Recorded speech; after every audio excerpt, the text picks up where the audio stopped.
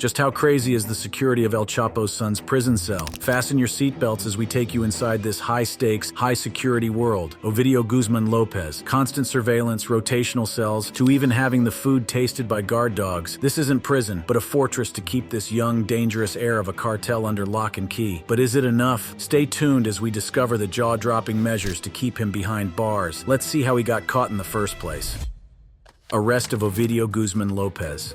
Ovidio Guzman Lopez was born on March 29, 1990, into one of the most infamous drug trafficking dynasties in Mexico. As a son of Joaquin El Chapo Guzman, he had a life most entwined with the Sinaloa cartel. His mother, Griselda Lopez Perez, El Chapo's second wife, gave him what seemed like the semblance of a normal childhood, but his father's criminal empire stood over him like a dark shadow. Early on, Ovidio and his brothers, Ivan Archivaldo Guzman Salazar, Jesus Alfredo Guzman Salazar, and Joaquin Guzman Lopez, had to be exposed to the cartel. The four of them became core leaders in the cartel and together earned the nickname Los Chapitos, or the Little Chapos. They used excessive violence to make themselves be seen as cruel and mean to maintain full domination by fear. Though viewed as the weakest link among his other siblings, Ovidio played a vital role in most of the cartel's activities. This pertains to the production and trafficking of such deadly drugs as methamphetamine and fentanyl. October 2019 was one of the most dramatic encounters with law enforcement that sealed the seal on Ovidio Guzman Lopez's notoriety. He was arrested by Mexican authorities in Culiacan following a covert operation in the capital of Sinaloa state. The arrest was a risky operation to manifest the will of the government in its wars with the mighty Sinaloa cartel. The move sparked an unprecedented wave of violence as hundreds of heavily armed cartel members assaulted the city in a coordinated attack, torching vehicles, blocking roads, and engaging security forces in fierce gunfights. The day was so gruesome that the residents nicknamed it Black Thursday,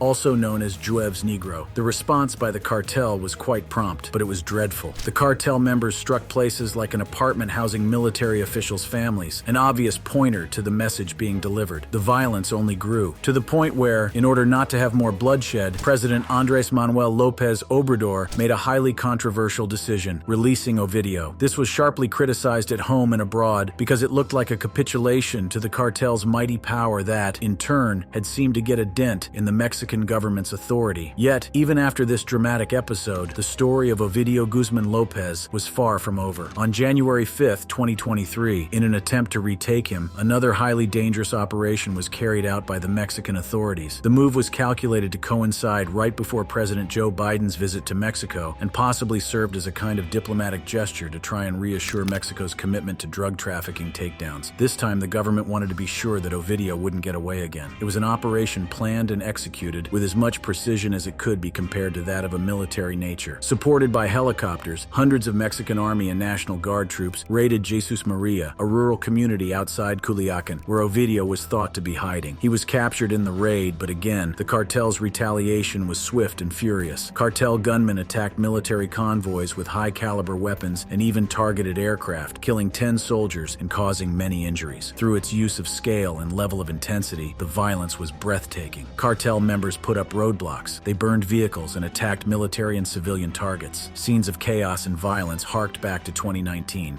with the attack showing the group is capable of inflicting organized violence to protect captures of leadership. All this aside, Ovidio was taken successfully to Altiplano, the high-security prison from whence his father had famously escaped in 2015. For this occasion, the Mexican government was willing to take all possible precautions so that there would be no recurrence of that fiasco, with the adoption of the most stringent security measures to really hold Ovidio behind bars. Housed in Altiplano, Ovidio Guzman Lopez has been treated harshly, in line with the high-risk nature of housing a dangerous person. This prison is extremely tight regarding security measures. It has been labeled an inescapable hellhole. Since El Chapo's escape, major revamping was done in the prison, with walls that were reinforced, underground alarms, and steel fences to prevent any form of tunneling. Ovidio resides under very extreme confinement and strict observation always. He is moved from cell to cell quite frequently, which reduces the opportunity for him to build any type of routine to assist in his eventual breakout. He is under the close vigil of a special detachment of elite guards. Even his food is tested for poison. The conditions of Ovidio's detention are harsh, designed to make sure that he stays cut off from any possible support networks. That's a big psychological and physical toll, but these measures are considered a requisite based on the profile and history of the cartel regarding violent rescues. The way the Mexican government is handling Ovidio's incarceration has become a test of its resolve and capacity for processing high-profile criminals, befitting a country under siege by organized crime. Ovidio Guzman Lopez is yet another case proving that far from cooling down, the war of the powerful drug cartels from this country against the Mexican authorities is only gathering momentum. His involvement in the cartel, his first capture and release, and later rearrest show just how complicated and dangerous organized crimes are to fight. The Sinaloa cartel responded in violent fashion on both occasions of his arrests, a clear manifestation of their desire to protect leaders and secure leaders. With Ovidio now between Altiplano's cells and the renewing of his trial, the million-dollar question is how and whether the Mexican government can adhere to this commitment to justice and security against the very formidable challenges posed by cartel influence and power.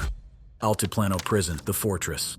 Altiplano Prison is the official center for federal social readaptation, numberable 1, and has come to symbolize Mexico's struggle against organized crime. The Altiplano Prison was built in 1990 under President Carlos Salinas de Gortari to hold maximum imprisonment, as it would carry some of the most dangerous criminals within its walls. It is located in Almoloya de Juarez, state of Mexico, about 55 miles west of Mexico City. In years past, it had built a reputation as one of the most secure, impenetrable prisons in the world, though that reputation was severely marred by the 2015 escape of Joaquin El Chapo Guzman. Since its very establishment, Altiplano has been built to prevent the slightest possibility of an escape. The prison's walls are made of reinforced concrete, running as wide as up to a meter in width, hence it is impossible to burst open. The facility is designed to hold inmates in cells which separately confine them in order to reduce communication and contact between inmates. Every cell contains a bed, a toilet, and a wash basin, all small in size, with little space to move about, with control and surveillance as the underlining factor. This quite formidable design was thereby mutilated when the infamous head of the Sinaloa cartel, El Chapo, surprisingly eluded them in July 2015. This audacious escape involved a highly elaborate tunnel that extended over a mile from the shower area of his cell to some construction site outside the prison. This was a very elaborate tunnel, fitted with light and ventilators, and even a motorcycle mounted on railway tracks to help in its getaway. The incident threw up serious security lapses and saw a total overhaul of security arrangements at this prison. After the escape of El Chapo, Altiplano was significantly upgraded to prevent any further breaches. Security features include an extended network of surveillance cameras comprising more than 750 cameras that observe every inch of the facility. These are fed into a central control room monitored by specially trained security personnel day and night. Further, there are motion detectors and pressure pads laid all over the prison to trace any anomaly. Crucial upgrades provided additional security underground to the prison. In order to prevent tunneling, steel barriers were placed under the prison floors, while an advanced underground alarm system was also installed. This system should allow for the detection of any vibrations or moves that can signal an escape attempt. Furthermore, a very tight regime for rotating guards was introduced, and security audits were regularly conducted to ensure that the measures were working properly. The case of high-profile prisoners like Ovidio Guzman Lopez, El Chapo's son, in this very prison is a clear example of how tight their security is. Inmates like these are put under very tight restrictions to prevent any chance of an escape or even communication with the outside world. Ovidio's cell is under 24-hour surveillance. He often gets transferred from one cell to another to break up any planning for an escape. His food is tested and evaluated for any possible poisoning, and only very minimal interaction with guards who are themselves monitored by other security personnel is allowed. Such confinement takes an enormous toll on both the psychological and physical levels. Inmates like Ovidio are put into near total isolation with very little, if any, interaction with the outside world. This level of isolation breaks inmates' morale so that at no point could they think of coordinating an escape or some other type of criminal activity from within the prison walls. The harsh conditions, coupled with constant surveillance, create a highly controlled environment where every movement is scrutinized. Compared to other maximum security prisons in the world, there are a number of similarities that Altiplano can be associated with. Starting with some facilities, for instance, that of the United States ADX Florence, also nicknamed the Alcatraz of the Rockies. It is noticeably much alike in features involving extreme isolation, continuous monitoring, and tight security measures. Just like in Altiplano, ADX Florence houses dangerous criminals like terrorists and drug lords who have been incarcerated for years. Inmates spend 23 hours a day in cells, with limited human interaction and tight security to prevent escapes. Equally, Russia's Black Dolphin prison boasts strict security measures. There is constant monitoring of prisoners, and also the prison is tripled in security security with high walls, barbed wire, and watchtowers. Both the physical and psychological conditions at Black Dolphin are intended to ensure that the detainee is completely shut off from the rest of the world, similar to those in Altiplano. Another comparison would be the Xinjiang prison of China, which houses high-ranking officials and political prisoners. Known for its secrecy and tight security, Xinjiang prison has adopted a combination of isolation and constant observation to keep order within its facility. The psychological effects on inmates in such facilities are very strong. There have been instances of mental illnesses related to the extreme length of isolation and lack of human interaction. An interesting comparison is represented by the La Santé prison in France. Infamous for the security measures that it enforces, some of the most dangerous criminals in the nation have been housed at La Santé. Inmates in the facility are treated with extreme isolation techniques similar to Altiplano. Many of them spend weeks at a time within their cells. The facility design involves multiple layers of security with reinforced walls, guards patrolling along corridors, and electronic monitoring. In the UK, the analogous object is the high-security prison HMP Belmarsh. Belmarsh is titled as a prison that hosts dangerous prisoners, in particular, terrorists and organized crime figures. The facility's security is characterized by advanced surveillance systems, reinforced blocks of cells, and tight access control. The inmates of the facility also remain in isolation and are kept under constant control, which speaks to the world standards used under conditions for keeping the most dangerous prisoners. The need to restore its image and ensure it could hold risky prisoners was a key driver in transforming Altiplano into a fortress. The escape of El Chapo became the catalyst that helped in exposing the vulnerabilities in the infrastructure of its security. Upgrades have positioned Altiplano as a strong symbolic gesture from Mexico toward its anti-organized crime campaign. However, the challenges of handling such a high-profile facility remain huge. Prisons have an extended function, like Altiplano, where some are not only centers for isolation, but also part of a larger strategy aimed at dismantling organized crime groups. This is meant to go with the systematic disorganization in those criminal gangs and the overthrow of their leadership. In that aspect, this imprisonment is supposed to act in tandem with the systematic disorganization in those criminal gangs and the overthrow of their leadership. However, inhumane conditions and poor treatment of prisoners at Altiplano present a muddled equation between security and human rights. Basically, preventing escapees has huge psychological impacts on the inmates due to the high level of security. Isolation, constant observation, and the harsh environment may result in very serious mental illnesses. Such conditions serve to crush the will of inmates so no one dares subvert the prison security protocols, raising at the same time ethical questions with regard to the treatment towards prisoners. While Altiplano continues to house some of the most dangerous criminals in the world, such rigorous security is half a threat and half an example of the Mexican government's will. This has ethical connotations that cannot be ignored. Security, in maintaining that delicate balance while also ensuring the humane treatment of inmates, places Altiplano at the very epicenter of this debate. The Altiplano prison therefore becomes an integral part of Mexico's war against organized crime, symbolizing the extreme steps the government is willing to go to in order to ensure that its most dangerous criminals remain behind bars. In this regard, drawing comparisons of high-security prisons around the world underscores the universal predicament of balancing security against human rights and places Altiplano at the top in the ranking of the most significant case studies in this global struggle.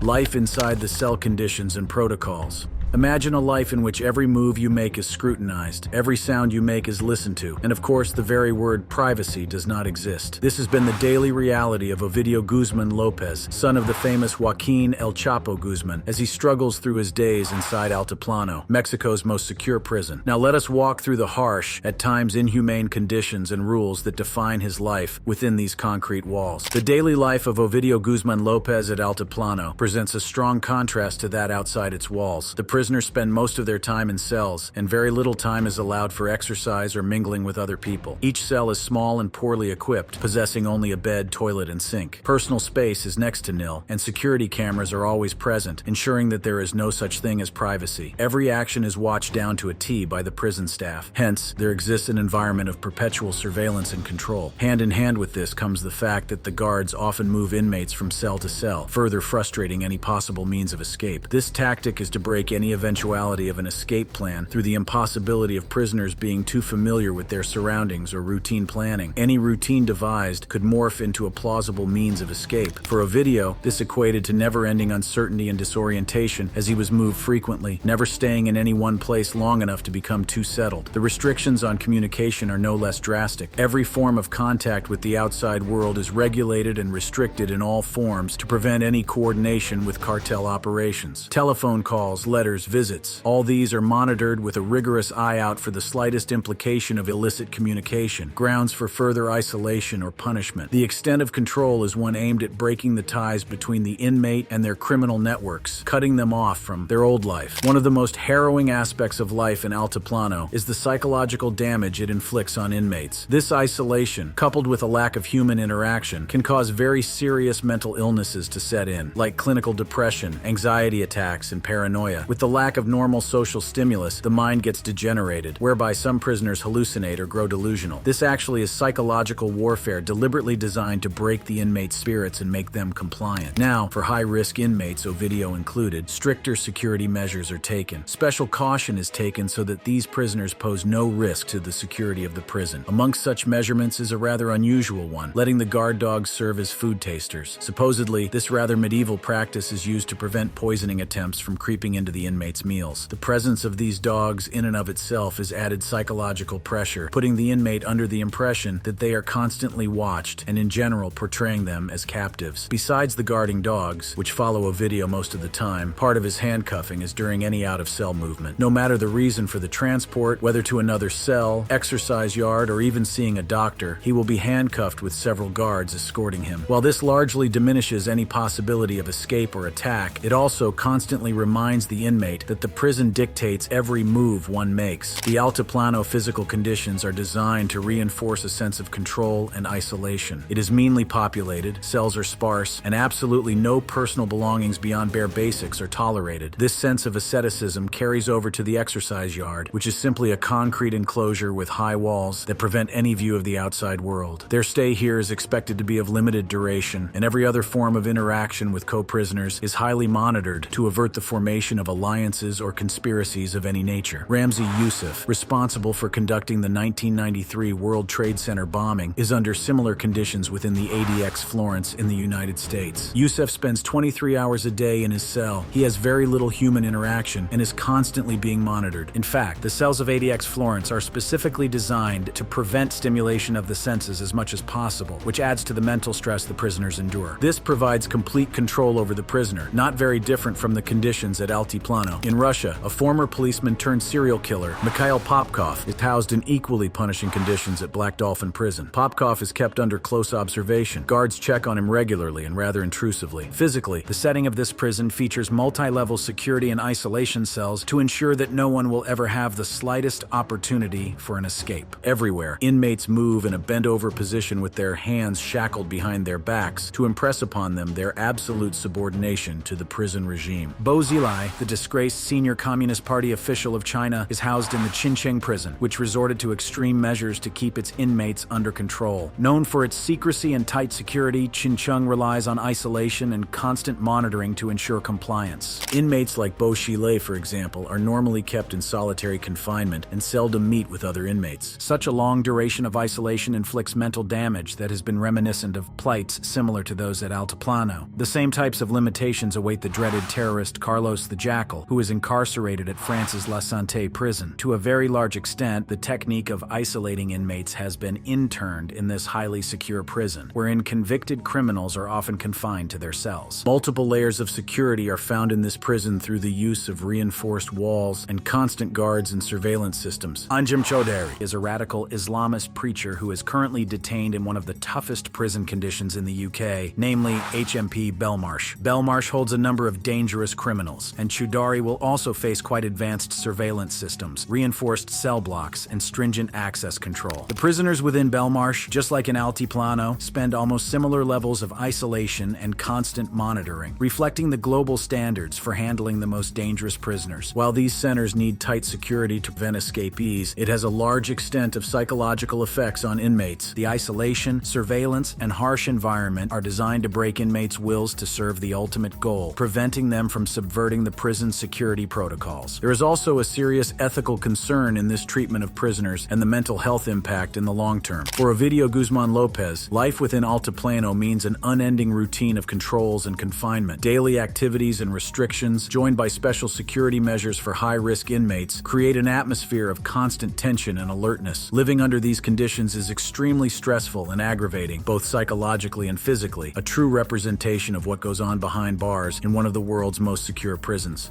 Implications and future prospects. Imagine this game of chess that international law enforcement is, where every move has far-reaching consequences. This is the unfolding drama involving Ovidio Guzman Lopez, his possible extradition to the United States, the consequences for the Sinaloa cartel, and the future security challenges that Mexico and the U.S. alike will have to face compose a complex puzzle. Let's see some of the implications and future prospects of his incarceration. This could pave the way for the eventual extradition of Ovidio Guzman Lopez to the United States, which has been pursuing him for a long time at the front line with regard to the Sinaloa cartel. He will be charged with drug trafficking, money laundering, or probably even more serious offenses related to violence. The legal implications of such extradition are huge, requiring much cooperation between Mexican and American law enforcement agencies, and flexibility in a maze of legal frameworks and international treaties. The processes of extradition are themselves complex and highly protracted, usually taking decades to complete. This includes many tiers of judicial review, appeals, and diplomatic negotiations. The U.S.-Mexico Extradition Treaty of 1978 works to provide a basic legal foundation for these kinds of processes, but within that framework, every case is different. For Ovidio, these differences include his high profile, the potential for retaliation from a powerful group like the Sinaloa cartel, and the fang and claw, end of the tether legal maneuvers his defense team is likely to employ to delay or block his extradition. In case of successful extradition, Ovidio will most probably be tried before a federal court in the U.S., which would have experience in adjudicating high-profile drug trafficking cases. His case would attract wide media attention and hence give important insights into the operational structure of the Sinaloa cartel. Moreover, a conviction in the U.S. would further legitimize the international campaign against drug trafficking and demonstrate a strong stance against organized crime. The imprisonment and possible extradition of Ovidio Guzman Lopez are therefore symptomatic of the deepest outcome that the Sinaloa cartel and the Mexican government can experience. His absence will create a power vacuum inside the cartel, which most probably will end up in internal strife and reorganization. It has often been the case that when a cartel leader is arrested or killed, heavy, violent power struggles result, as factions of the group fight for the leadership role. Ovidio, alongside his brothers Ivan Archivaldo Guzman Salazar and Jesus Alfredo Guzman Salazar, was the leader of the faction Los Chapitos, a very powerful part of the cartel. In this way, his elimination from the state of affairs weakens. Therefore, the influence of this group possibly changes the whole dynamics of the cartel and its operational strategies. To the Mexican government, capturing Ovidio and his possible extradition was a success and a challenge at the same time. His arrest underlined the commitment of the government to the cause of combating organized crime and ensuring that the rule of law prevailed. It also strengthened Mexico's position in the international crusade against drug trafficking. On the other hand, it has opened up the government to increased risks of violent retaliation from the Sinaloa cartel, as was seen during the acute violence that broke out during his initial arrest in 2019 and his rearrest in 2023. The policy of the Mexican government toward drug cartels has always been a subtle balance between aggressive law enforcement actions and social-economic reformist ambitions in trying to crack the originators of drug trafficking. Ovidio's case brings out the sophistication of this approach. While the world puts its eyes on high-profile arrest cases, resiliently overwhelming problems like poverty, corruption, and lack of opportunity are continuously fueling the drug trade. Looking ahead, the future security concerns for both nations are enormous. Handling a high-profile cartel member like Ovidio requires very strict measures in terms of prison security to ensure that he does not repeat what his father did: escape, retaliate, or continue from behind prison bars. The dramatic escapes by Joaquin El Chapo Guzman have already brought improvements to security measures in prisons like Altiplano, and the threats are still very real. The challenge will be to ensure that Ovidio is securely detained for a legal process without interference in the U.S. As previously indicated, high-profile detainees like Ovidio are usually put under special arrangements like solitary confinement, round-the-clock surveillance, and well-protected contact with the outside world to prevent any coordination whatsoever with their crime networks. The Bureau of Prisons has dealt with this caliber of inmates, from Ramzi Youssef, who masterminded the 1993 World Trade Center bombing, to Zacharias Moussaoui, the would-be 20th hijacker of 9/11s, and both are lifers at the ADX Florence Supermax prison. Attention will likely remain on strengthening law enforcement and judicial institutions in Mexico. This will pertain to preventing escapes and retaliation, and to some of the significant systemic problems that make organized crime so successful. Corruption is a big obstacle to both the police and judiciary, and current reforms could eventually establish a more open and responsible framework for drug trafficking counter-efforts. This means that international cooperation is required in dealing with the transnational nature of drug cartels. Joint operations, intelligence sharing, and coordinated efforts to disrupt financial networks are all critical elements of a comprehensive strategy. It will be only a small piece in the much bigger picture that an eventual extradition of Ovidio Guzman Lopez can prove to be, requiring an entire apparatus of commitment and collaboration between Mexico, the U.S., and other nations affected by the drug trade. The detention of Ovidio and his possible extradition to the U.S. could well turn out to be a defining moment in the fight against the Sinaloa cartel and organized crime. How his detention is going to legally impact and affect the dynamics of the cartel and what security challenges await in times to come, all these appear very complex. So will the greater campaign against drug trafficking as Mexico and the U.S. struggle through the problems, in a call for comprehensive strategies touching both enforcement and social issues at the root of the drug trade. Thanks for watching this video. Check out the on-screen cards now for more stories.